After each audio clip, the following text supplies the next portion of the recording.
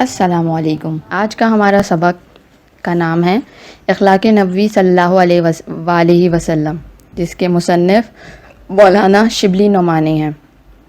جب کسی سبق کی ہم بات کرتے ہیں، جب کوئی سبق لکھتا ہے یا کوئی مضمون لکھتا ہے تو وہ اس کا ان کے مصنف کہلاتے ہیں، وہ شاعر نہیں ہوتے۔ شاعری کرنے والے نظمیں، غزلیں، قصیدے، نوحے لکھنے والے شاعر کہلاتے ہیں، لیکن جب ہم سبق کی بات کرتے ہیں تو سبق کے مصنف ہوتے ہیں۔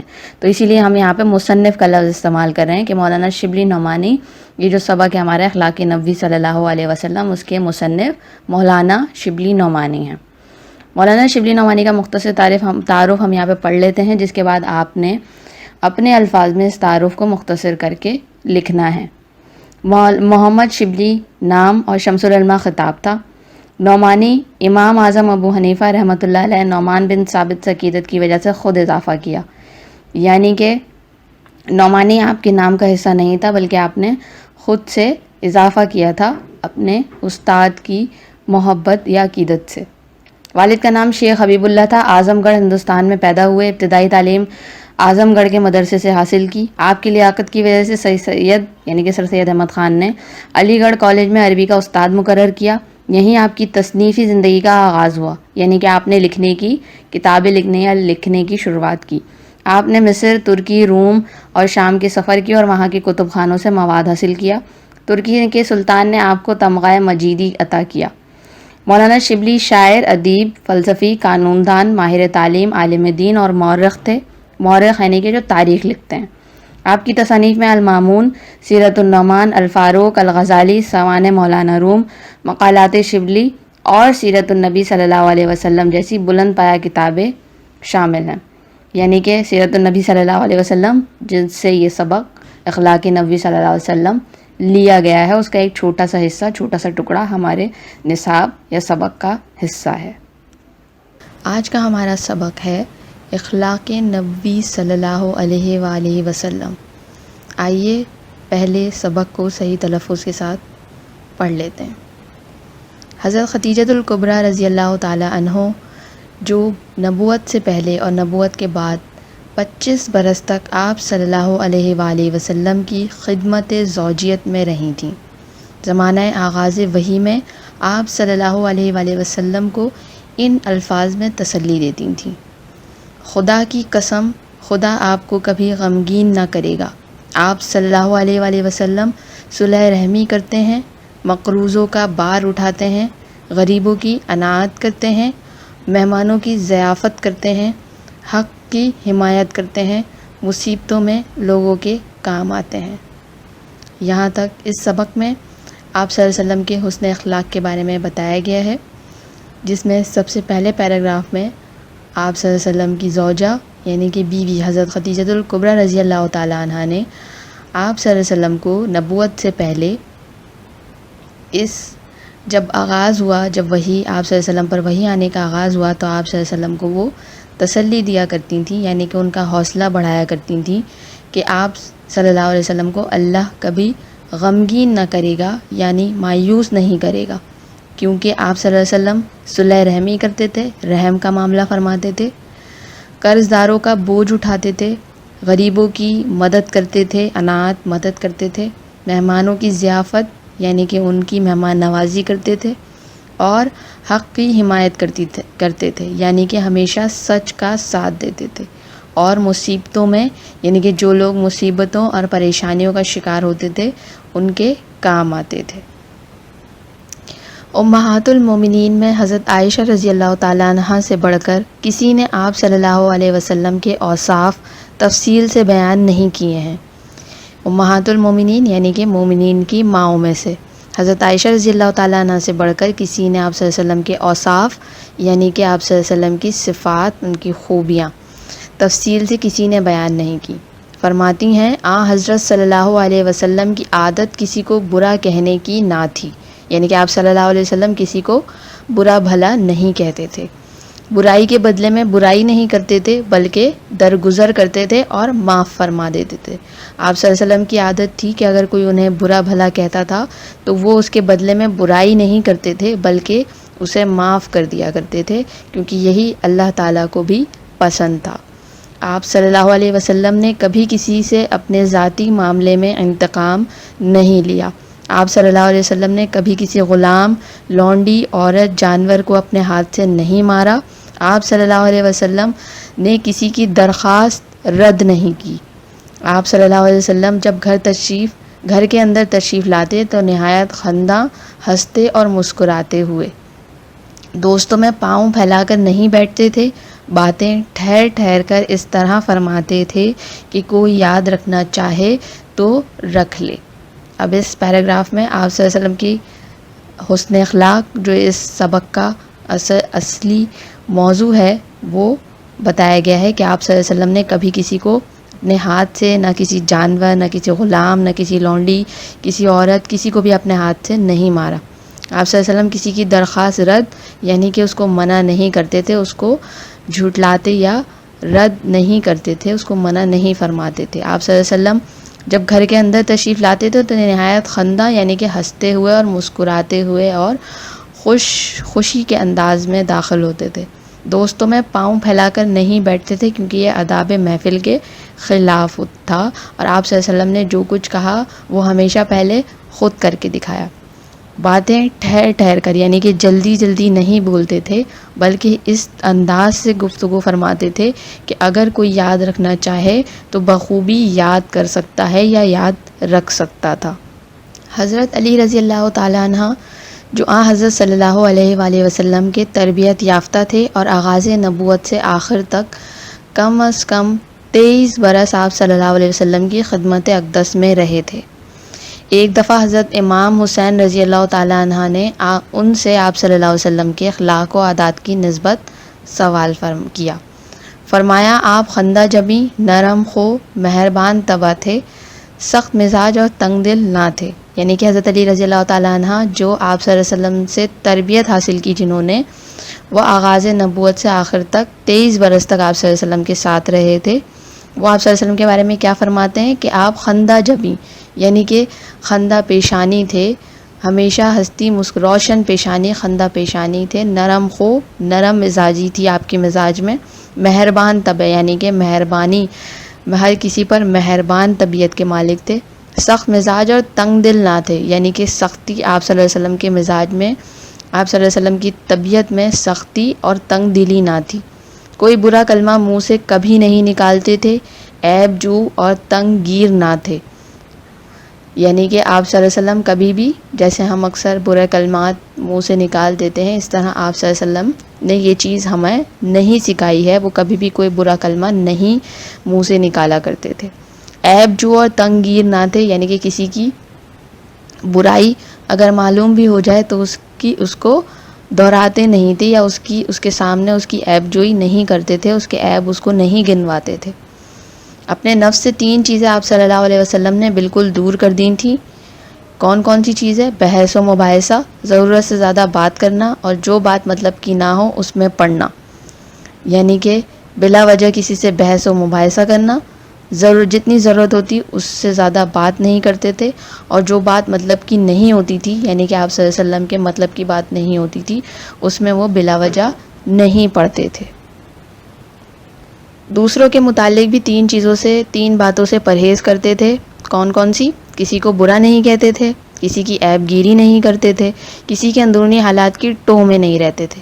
یعنی کہ کسی کو برا بھلا نہیں کہتے تھے، کسی کے عیب نہیں گنواتے تھے کہ تم میں یہ برائی ہے یا یہ خرابی ہے، اور کسی کے اندرونی یعنی کہ ذاتی معاملات کی ٹوہ میں یا نظر میں نہیں رکھتے تھے کہ کون کیا کر رہا ہے اور کیا نہیں کر رہا. وہی باتیں کرتے تھے جن سے کوئی مفید نتیجہ نکل سکتا تھا. کوئی دوسرا بات کرتا تو جب تک وہ بات ختم نہ کر لیتا چپ سنا کرتے. یعنی کہ آپ صلی اللہ علیہ وسلم کی سنت ہمیں کیا سکھاتی ہے کہ جب کوئی دوسرا بات کر رہا ہو تو جب تک وہ اپنی بات مکمل نہ کر لے ہمیں چاہیے کہ ہم اس کی بات مکمل سنیں اور پھر اپنی بات کہنا شروع کریں. ہمیں یہ آپ صلی اللہ علیہ وسلم کی سنت نے نہیں سکھایا کہ کسی کی بات کاٹ کر پہلے اپنی بات کی جائے اور پھر دوسرے کی بات سنی جائے. دوسروں کے منہ سے اپنی تعریف سننا پسند نہیں کرتے تھے. نہایت فیاض، نہایت رازگو، نہایت نرم طبع اور نہایت خوش صحبت تھے. آج کل کا زمانہ یا دور وہ ہے کہ انسان ذرا سا اس کو بڑائی مل جاتی ہے تو وہ دوسروں سے اپنی تعریف سننا پسند کرتا ہے. لیکن ہمارے پیارے نبی صلی اللہ علیہ وسلم کی بلندی اور ان کا اعلیٰ مقام دیکھیے کہ اللہ تعالیٰ نے آپ صلی اللہ علیہ وسلم کو دونوں عالم کے لیے، دونوں جہانوں کے لیے رحمت بنا کے بھیجا. پھر بھی آپ صلی اللہ علیہ وسلم اپنی تعریف سننا پسند نہیں کرتے تھے. نہایت فیاض یعنی کہ دوسروں کو فائدہ پہنچانے والے تھے. نہایت راز گو، سچی بات کہنے والے تھے. نہایت نرم طبع، نرمی، آپ کی طبیعت میں نرمی تھی. اور نہایت خوش صحبتیں یعنی کہ اچھی صحبت میں اٹھنا بیٹھنا پسند کرتے تھے. اگر کوئی دفتن آپ صلی اللہ علیہ وسلم کو دیکھتا تو مرعوب ہو جاتا، لیکن جیسے جیسے آشنا ہوتا جاتا آپ صلی اللہ علیہ وسلم سے محبت کرنے لگتا. آپ صلی اللہ علیہ وسلم کی شخصیت ایسی تھی کہ جب کوئی دیکھتا تھا تو وہ مرعوب یعنی کہ متاثر ہوتا تھا، خوف تھوڑا سا محسوس کرتا تھا. آپ صلی اللہ علیہ وسلم کی اللہ تعالیٰ نے ایسی روبدار شخصیت رکھی تھی. لیکن جیسے جیسے وہ آپ صلی اللہ علیہ وسلم کے پاس اٹھتا بیٹھتا، آپ صلی اللہ علیہ وسلم سے بات چیت فرماتا تو وہ آپ صلی اللہ علیہ وسلم سے محبت کرنے لگتا. ان سے ڈرنے اور ان سے روب میں آنے کی بجائے آپ صلی اللہ علیہ وسلم کی محبت میں گرفتار ہو جاتا. ہند بن ابی حالہ رضی اللہ تعالیٰ عنہ گویا آن حضرت صلی اللہ علیہ وآلہ وسلم کے آغوش پروردہ تھے. وہ بیان کرتے ہیں کہ آپ صلی اللہ علیہ وسلم نرم خو تھے، سخت مزاج نہ تھے، کسی کی توہین روا نہ رکھتے تھے، چھوٹی چھوٹی باتوں پر اظہار تشکر فرماتے تھے. اب کسی کی بھی اخلاق کے بارے میں جاننا ہو تو لوگوں سے معلوم یا لوگوں سے دریافت کیا جاتا ہے. تو اس سبق میں جتنے بھی حوالے دیے گئے، جتنے بھی واقعات بیان کیے گئے ہیں، ہر کسی نے ہی آپ صلی اللہ علیہ وسلم کی شخصیت کیسی بیان فرمائی کہ آپ نرم خو تھے، یعنی کہ نرم مزاجی تھی آپ کے مزاج میں، آپ سخت مزاج نہیں تھے. آغوش پروردہ کہتے ہیں جنہوں نے آپ صلی اللہ علیہ وسلم کی زیر سایہ پرورش پائی تھی. وہ بھی آپ صلی اللہ علیہ وسلم کے اخلاق کے بارے میں یہی فرماتے ہیں کہ آپ نرم خو تھے، یعنی کہ نرمی سے گفتگو کرتے تھے، کسی کی توہین روا نہ رکھتے تھے، کسی کی بے عزتی نہیں کرتے تھے، چھوٹی چھوٹی باتوں پر اظہار تشکر فرماتے تھے، یعنی کہ معمولی معمولی باتوں پہ جو کہ اکثر ہم نہیں کرتے، لیکن آپ صلی اللہ علیہ وسلم کی سنت ہمیں یہی سکھاتی ہے کہ معمولی معمولی باتوں پر اظہار تشکر یعنی کہ شکریہ یا اظہار شکریہ کرنا، کسی کی حوصلہ، اس سے کسی کی حوصلہ افزائی ہو جاتی ہے اور کچھ نہیں ہوتا لیکن کسی کی حوصلہ افزائی ہو جاتی ہے. کھانا جس قسم کا سامنے آتا تناول فرماتے اور اس کو برا بھلا نہ کہتے، یعنی کہ جس قسم کا بھی کھانا ہوتا اسے کھا لیا کرتے تھے، تناول فرما لیا کرتے تھے، اس کو برا بھلا نہیں کہتے تھے یا اس میں خرابیاں یا نقص نہیں نکالتے تھے. جریر بن عبداللہ رضی اللہ تعالیٰ عنہ ایک صحابی ہیں جن کو دیکھ کر آپ صلی اللہ علیہ وسلم محبت سے مسکرا دیا کرتے تھے. ان کا بیان ہے کبھی ایسا نہ ہوا کہ میں خدمت اقدس میں حاضر ہوا ہوں اور آپ صلی اللہ علیہ وسلم نے مسکرا نہ دیا ہو. گویا اس سے یہ بات ثابت ہوتی ہے کہ کسی کو دیکھ کر مسکرانا یا منہ بنانا بھی آپ کے اخلاق کا پتہ دیتا ہے. آپ صلی اللہ علیہ وسلم کا چہرہ ہنستا تھا، وقار و متانت سے گفتگو فرماتے تھے، کسی کی خاطر شکنی نہیں کرتے تھے، یعنی آپ صلی اللہ علیہ وسلم ہمیشہ ہنستے ہوئے چہرے یعنی کہ مسکراتے ہوئے چہرے کے ساتھ سنجیدگی سے گفتگو فرماتے تھے اور کسی کی خاطر شکنی یعنی کہ کسی کا دل نہیں توڑتے تھے. معمول یہ تھا کہ کسی سے ملنے کے وقت ہمیشہ پہلے خود سلام و مصافحہ کرتے، یعنی کہ ہمیشہ کوشش کرتے کہ سلام اور ہاتھ ملانے میں پہل کریں. کوئی شخص جھک کر آپ صلی اللہ علیہ وسلم کے کان میں کچھ بات کہتا تو اس وقت تک اس کی طرف سے رخ نہ پھیرتے جب تک وہ خود منہ نہ ہٹا لے، یعنی کہ کبھی ایسا نہ ہوا کہ کوئی بات کر رہا ہو آپ صلی اللہ علیہ وسلم کے کان میں اور آپ صلی اللہ علیہ وسلم اس کی بات مکمل ہونے سے یا جب تک کہ وہ خود منہ نہ ہٹا لیتا آپ کے کان سے، آپ تب تک اس کی طرف سے رخ نہیں پھیرتے تھے. مصافحے میں بھی یہی معمول تھا، یعنی کہ ہاتھ ملانے میں بھی یہی معمول تھا کہ یعنی کسی سے ہاتھ ملاتے تو جب تک وہ خود نہ چھوڑ دے اس کا ہاتھ نہ چھوڑتے، یعنی کہ جب تک سامنے والا ہاتھ ملانے والا خود سے آپ صلی اللہ علیہ وسلم کا ہاتھ نہیں چھوڑ دیتا تھا تب تک آپ صلی اللہ علیہ وسلم اس سے ہاتھ نہیں چھڑواتے تھے. مجلس میں بیٹھتے تو آپ صلی اللہ علیہ وسلم کے زانو ہمیشہ ہم نشینوں سے آگے نکلے ہوئے نہ ہوتے، یعنی کہ اس طرح سے نہیں بیٹھتے تھے کہ آپ صلی اللہ علیہ وسلم کے ساتھ بیٹھنے والے یا تشریف رکھنے والوں سے آپ کی رانیں یا آپ کی ٹانگیں ان سے آگے نکل گئی ہوں. ایک اور واقعہ مصنف نے یہاں پہ درج کیا ہے. ایک دفعہ آپ صلی اللہ علیہ وسلم سعد بن عبادہ رضی اللہ تعالیٰ عنہ سے ملنے گئے۔ واپس آنے لگے تو انہوں نے اپنے صاحبزادے قیس رضی اللہ تعالیٰ عنہ کو ساتھ کر دیا کہ آن حضرت صلی اللہ علیہ وسلم کے ہم رکاب جائیں، یعنی کہ آپ کی سواری کے ساتھ جائیں۔ آن حضرت صلی اللہ علیہ وسلم نے قیس رضی اللہ تعالیٰ عنہ سے کہا تم بھی میرے اونٹ پر سوار ہو لو۔ انہوں نے بے ادبی کے لحاظ سے تامل، یعنی کہ انہوں نے سوچا کہ کہیں بھی آپ صلی اللہ علیہ وسلم کی شان میں گستاخی نہ ہو جائے، تو انہوں نے اس لحاظ سے تامل کیا، یعنی کہ ہچکچاہٹ کا اظہار کیا۔ آپ صلی اللہ علیہ وسلم نے ارشاد فرمایا کہ یا سوار ہو لو یا گھر واپس جاؤ۔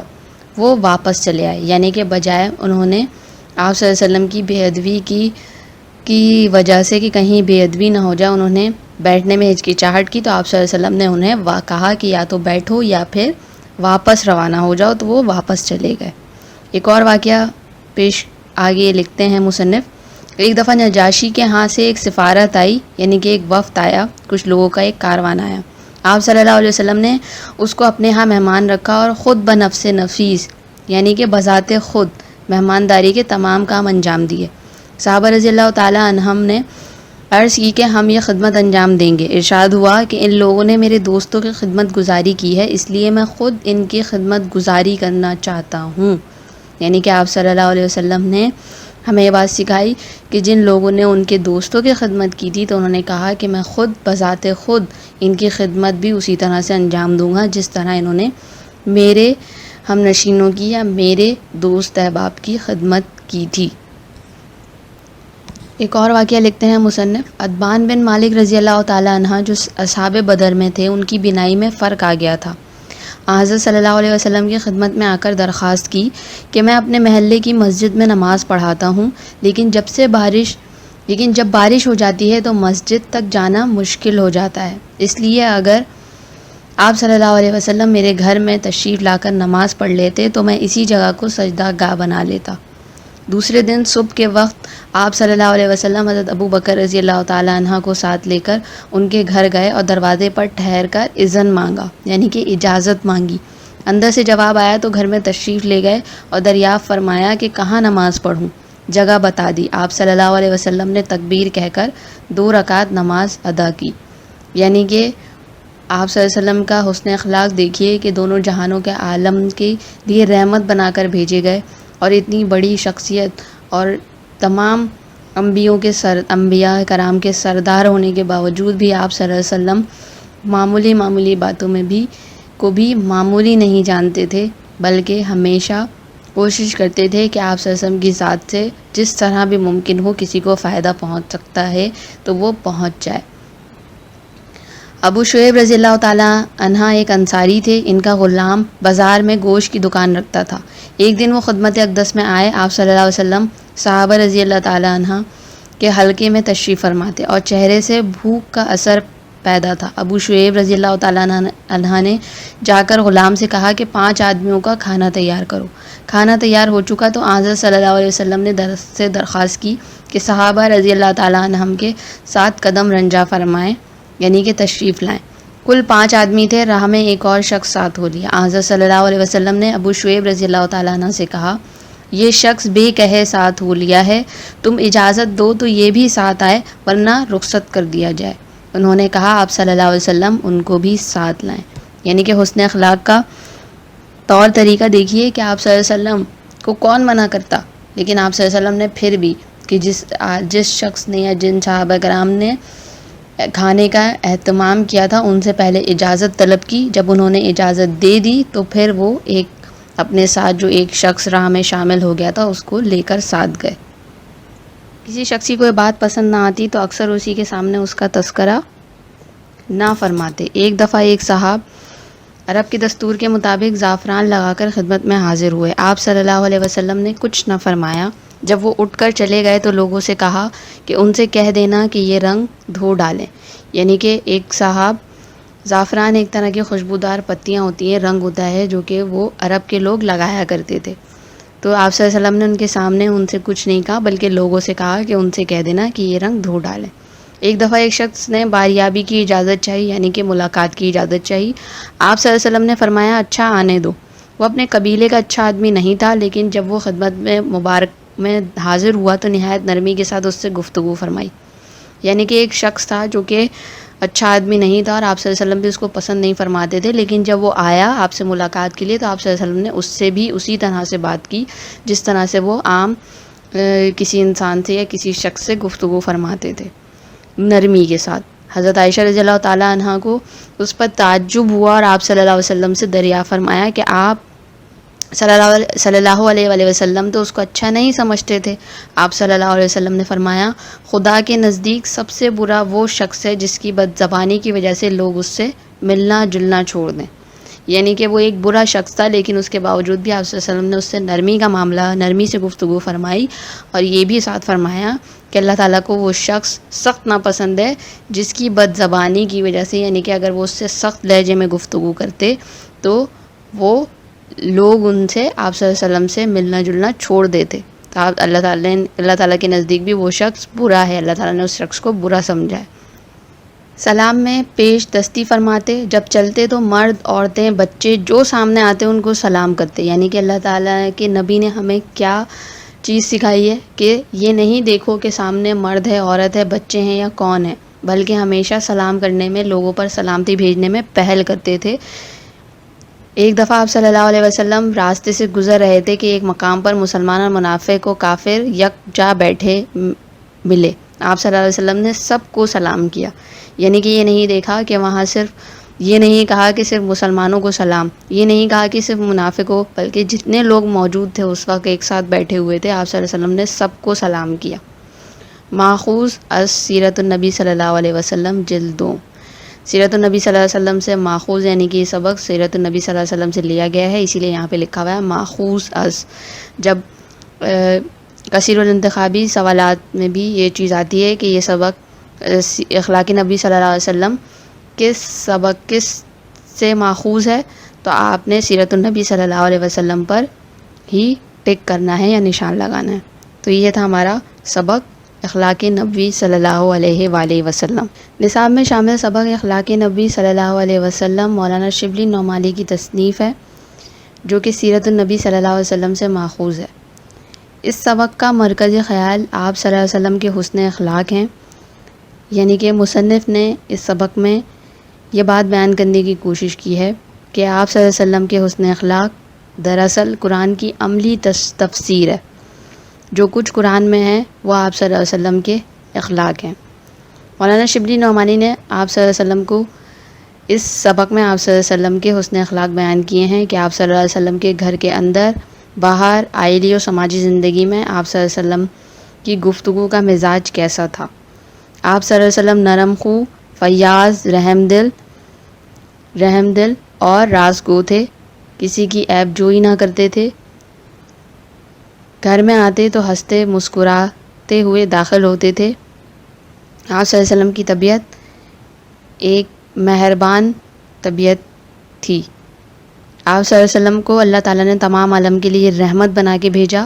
آپ صلی اللہ علیہ وسلم کو نہ صرف مسلمان بلکہ دوسرے مذاہب کے لوگ بھی آپ صلی اللہ علیہ وسلم کے حسن اخلاق کے گرویدہ تھے۔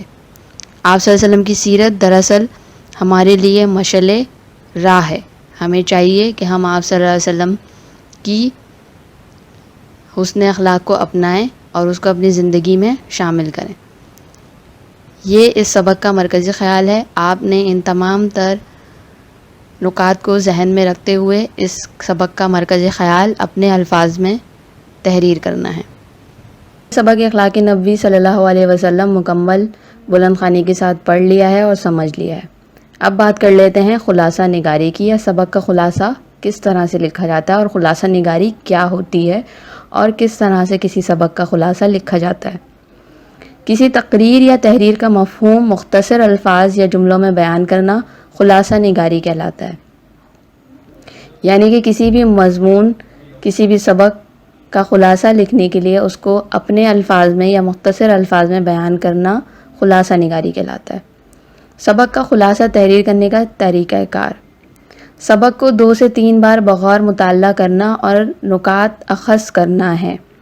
یعنی کہ سب سے پہلے آپ سبق کو بخوبی 2 سے 3 بار اس کی بلند خوانی کریں اور اس کے اہم نکات کو پوائنٹ آؤٹ کر لیں یا اس پر نشان لگا لیں کہ اس کے اہم نکات، اس کی اہم باتیں، اس کے اہم پوائنٹس کیا ہیں۔ اخذ شدہ نکات کو اپنے الفاظ میں مختصراً تحریر کرنا، یعنی کہ آپ نے جو نکات کتاب میں نشان لگائے ہیں یا اخذ کیے ہیں ان کو اپنے الفاظ میں آپ نے مختصراً لکھنا ہے۔ سبق کے تمام اہم نکات کو تحریر کرنا اور سبق کے علاوہ کسی مواد کو لکھنے سے گریز کرنا، یعنی کہ خلاصہ نگاری میں سبق میں موجود جو سبق میں پہلے سے لکھا ہوتا ہے آپ نے اسی کو مختصر الفاظ میں بیان کرنا ہے۔ آپ نے مضمون کی طرح اس میں اضافی یا اپنی معلومات کا اضافہ نہیں کیا جاتا، بلکہ انہی نکات کو شامل کیا جاتا ہے جو کہ سبق میں پہلے سے لکھے ہوئے ہوتے ہیں۔ فرق صرف اتنا ہے کہ آپ نے خلاصہ نگاری یا خلاصہ لکھتے وقت ان نکات کو، ان پوائنٹس کو اپنے الفاظ میں مختصراً لکھنا ہے۔ سبق کو پورا ویسا ہی لکھ دینا خلاصہ نگاری نہیں کہلاتا، یعنی کہ یہ نہیں ہو سکتا کہ آپ نے سبق کے 2-3 پیراگراف پوائنٹ آؤٹ کیے اور آپ نے وہ پورے لکھ دیا اور آپ کہیں کہ آپ کا خلاصہ مکمل ہو گیا۔ ایسا نہیں کیا جاتا، صرف ان نکات کو شامل کیا جاتا ہے جو بہت اہم ہوں، یعنی کہ یہ بھی ضروری نہیں ہے کہ آپ نے پورا کا پورا، آپ کہیں کہ پورا سبق ہی ضروری تھا تو آپ نے پورا سبق ویسا کا ویسا ہی لکھ دیا تو وہ آپ کا خلاصہ نہیں کہلائے گا۔ اگر پورا سبق ہی اہم ہو تو پھر جہاں تک ممکن ہو اپنے الفاظ میں مختصراً سبق کو بیان کرنا خلاصہ نگاری کہلاتا ہے۔ یعنی کہ اگر آپ یہ سمجھتے ہیں کہ سبق اخلاق نبوی صلی اللہ علیہ وسلم پورا ہی اہم ہے تو آپ نے کوشش کرنی ہے کہ اس میں وہ باتیں جو بار بار دہرائی گئی ہیں ان کو آپ نے ایک ہی دفعہ بیان کرنا ہے، یا کم سے کم الفاظ میں، اپنے الفاظ میں ان پوائنٹس کو، ان نکات کو آپ نے بیان کرنا ہے، جب جا کے آپ کا خلاصہ مکمل ہوتا ہے۔ یہ تھا خلاصہ لکھنے کا طریقہ کار۔ ہم نے سبق اخلاق نبوی صلی اللہ علیہ وسلم مکمل کر لیا ہے اور مکمل پڑھ لیا ہے، لیکن ایک سوال ہمارا ابھی بھی باقی ہے جو کہلاتا ہے جملوں کی تشریحات یا جملوں کی تشریح۔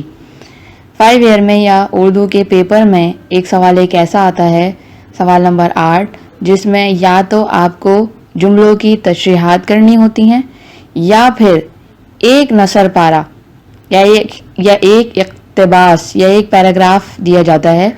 ان دونوں میں آپ کو چوائس دی ہوئی ہوتی ہے کہ آپ نے دونوں میں سے کوئی ایک کام، کسی ایک کی تشریح کرنی ہوتی ہے، لیکن جملوں کی تشریح اگر آپ کرتے ہیں تو وہ آپ کو 2 یا 3 کرنی پڑتی ہیں، جبکہ اقتباس ایک پیراگراف ہوتا ہے جس کو آپ نے وضاحت کرنا ہوتا ہے۔ تشریح کرنے کا مطلب ہے کہ ایک جملہ ایسا دیا جاتا ہے جو کہ صاف واضح نہیں ہوتا، جیسے کہ اگر ہم اس پہلے جملے کی مثال لیں تو یہاں پہ لکھا ہوا ہے امہات المومنین میں حضرت عائشہ رضی اللہ تعالیٰ عنہ سے بڑھ کر کسی نے آپ صلی اللہ علیہ وسلم کے اوصاف تفصیل سے بیان نہیں کیے ہیں۔ اب یہ جملہ در حقیقت سبق سے ہی ماخوذ ہے یا سبق سے ہی لیا گیا ہے، لیکن اس کو تفصیل سے بیان کرنا، جیسے کہ ہم نے سبق میں اس کو سمجھا تھا، اسی طرح سے اس کو تھوڑا سا اس کی تشریح کی جاتی ہے کہ آیا یہاں پر مصنف نے کیا بات سمجھانے کی کوشش کی ہے۔ اب جملوں کی یا نثر پاروں کی تشریح میں صرف تشریح نہیں کی جاتی بلکہ اس میں حوالہ سبق، یعنی کس سبق سے یہ جملے یا یہ نثر پارہ لیا گیا ہے، اور حوالہ مصنف بھی درج کرنا پڑتا ہے یا تحریر کرنا پڑتا ہے۔ تو جیسا کہ آپ اس پہلے جملے کی تشریح سے پہلے دیکھ رہے ہوں گے کہ لکھا ہوا ہے حوالہ سبق اور پھر اس کے بعد حوالہ مصنف۔ اب آپ یہاں پر دیکھ رہے ہوں گے کہ سب سے پہلے حوالہ سبق کی ہیڈنگ دے کر لکھا گیا ہے یہ نثر پارہ یا یہ جملہ، بلکہ یہاں پہ نثر پارے کی جگہ جملہ استعمال ہوگا۔ یہ جملہ ہماری نصابی کتاب میں شامل، یعنی کہ ہماری درسی کتاب یا اردو کی کتاب میں شامل سبق اخلاق نبوی صلی اللہ علیہ وسلم سے منتخب کیا گیا ہے، جس کے مصنف مولانا شبلی نعمانی ہیں۔ ٹھیک ہے، اس کے بعد حوالہ مصنف کی ہیڈنگ دے کر یہاں پر انہوں نے لکھ دیا ہے کہ جواب کے لیے مرکز خیال سے پہلے مختصر تعارف، یعنی کہ وہ تعارف جو آپ نے مرکز کاپی میں بھی مرکز خیال سے پہلے یا مرکز خیال کے بعد آپ جو مختصر تعارف اپنے الفاظ میں مصنف کا لکھتے ہیں وہی آپ یہاں پر مختصر تعارف درج کر دیں گے تو وہ آپ کا حوالہ مصنف ہو جائے گا۔ اب بات کر لیتے ہیں اس کی تشریح کی۔ جملہ ہمارا کیا ہے؟ امہات المومنین میں حضرت عائشہ رضی اللہ تعالیٰ عنہ سے بڑھ کر کسی نے آپ صلی اللہ علیہ وسلم کے اوصاف تفصیل سے نہیں بیان کیے ہیں۔ اب اس کی تشریح کیا ہے؟ لکھتے ہیں، لکھا گیا ہے حضرت عائشہ رضی اللہ تعالیٰ عنہ آپ صلی اللہ علیہ وسلم کی زوجہ محترمہ تھیں، جیسے کہ آپ کو یہاں نظر آ رہا ہوگا۔ آپ صلی اللہ علیہ وسلم یعنی کہ ہم سب کو پتہ ہے کہ حضرت عائشہ رضی اللہ تعالیٰ عنہ آپ صلی اللہ علیہ وسلم کی زوجہ یعنی کہ بیوی تھیں، آپ صلی اللہ علیہ وسلم کے بہت قریب تھیں۔ آپ صلی اللہ علیہ وسلم کی جلوتوں اور خلوتوں یعنی کہ آپ صلی اللہ علیہ وسلم کو جب وہ لوگوں کے درمیان ہوتے تھے اس وقت اور جب وہ تنہائی میں ہوتے تھے اس وقت، دونوں حالتوں میں آپ صلی اللہ علیہ وسلم کے بہت قریب سے جانتی تھیں۔ جلوتوں اور خلوتوں میں حیات مبارکہ، کردار اور اخلاق کے بارے میں سب سے زیادہ جانتی تھیں۔ انسان کا جو شریک حیات ہوتا ہے یا جو اس کے ساتھ صبح شام دن رات رہتا ہے، اس سے زیادہ کوئی اور اس شخص کے بارے میں نہیں جان سکتا۔ تو آپ صلی اللہ علیہ وسلم کے ساتھ حضرت عائشہ رضی اللہ تعالیٰ عنہ کا زندگی بھر کا ساتھ تھا، یا ایک آئلی زندگی گزار رہی تھی وہ آپ صلی اللہ علیہ وسلم کے ساتھ۔ تو آپ صلی اللہ علیہ وسلم کے اوصاف یا ان کے خصوصیات کے بارے میں جتنا اچھا حضرت عائشہ رضی اللہ تعالیٰ عنہ نے بیان کیا ہے وہ کوئی اور نہیں کر سکتا تھا۔ حضرت عائشہ رضی اللہ تعالیٰ عنہ سے کئی احادیث مروی ہیں، یعنی کہ راوی یا مروی کہتے ہیں کہ ان سے روایت ہے، یا انہوں نے یہ حدیث ان کی زبانی کسی نے سنی اور پھر وہ روایت ہوتے ہوتے آگے لکھتے لکھتے آگے تک پہنچی یا ہم تک پہنچی ہے، مروی ہے یا راوی ہے۔ اس جملے میں مولانا شبلی نعمانی اسی بات کی وضاحت کرتے ہوئے کہتے ہیں کہ تمام امہات المومنین میں حضور اکرم صلی اللہ علیہ وسلم کے اوصاف تفصیل کے ساتھ سب سے زیادہ حضرت عائشہ رضی اللہ تعالیٰ عنہ نے بیان کیے ہیں۔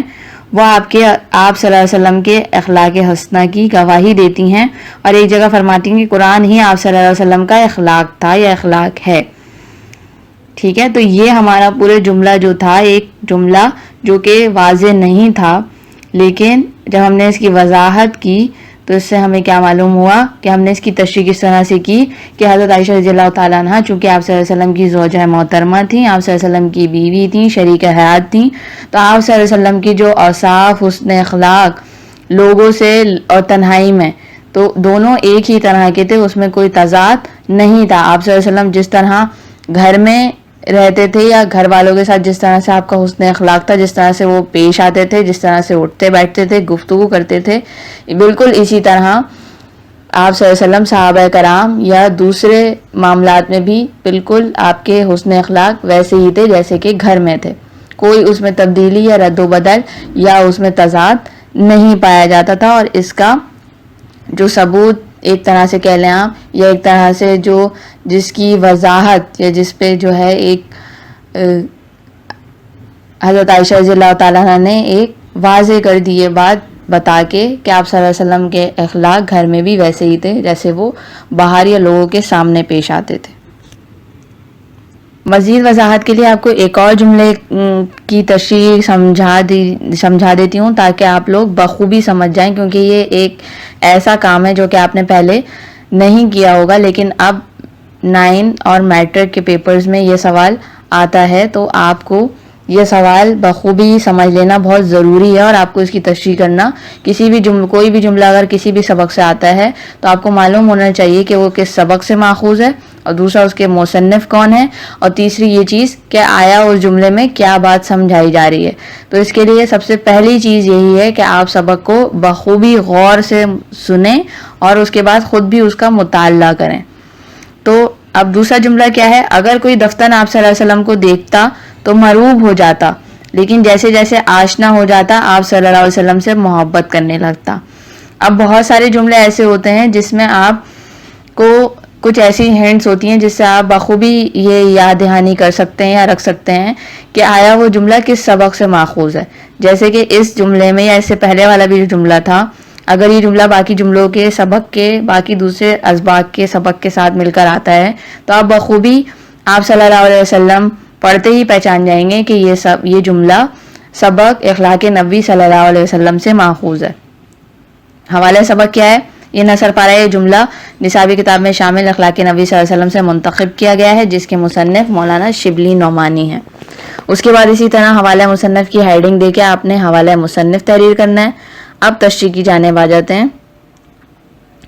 इस जुमले में शिबली नौमानी बयान यानी कि मुसन्निफ मौलाना शिबली नौमानी बयान करते हैं कि अगर किसी शख्स की आप सल्लल्लाहु अलैहि वसल्लम से अचानक मुलाकात हो जाती, जो पहली बार आप सल्लल्लाहु अलैहि वसल्लम से मिलता, तो वो जलाल नबी सल्लल्लाहु अलैहि वसल्लम से मरूब हो जाता। आप सल्लल्लाहु अलैहि वसल्लम की शख्सियत, किरदार, मतानत और संजीदगी उसको बेहद मुतासिर करती, लेकिन जैसे जैसे वो आप सल्लल्लाहु अलैहि वसल्लम से मिलता, आप सल्लल्लाहु अलैहि वसल्लम के साथ उठता बैठता, आप सल्लल्लाहु अलैहि वसल्लम से गुफ्तगू करता, आप सल्लल्लाहु अलैहि वसल्लम से लेन देन करता, या आप सल्लल्लाहु अलैहि वसल्लम से किसी किस्म को भी मामला करता, वो आप सल्लल्लाहु अलैहि वसल्लम के अखलाक हुस्न से इतना मुतासिर होता कि आप सल्लल्लाहु अलैहि वसल्लम से मोहब्बत करने लगता।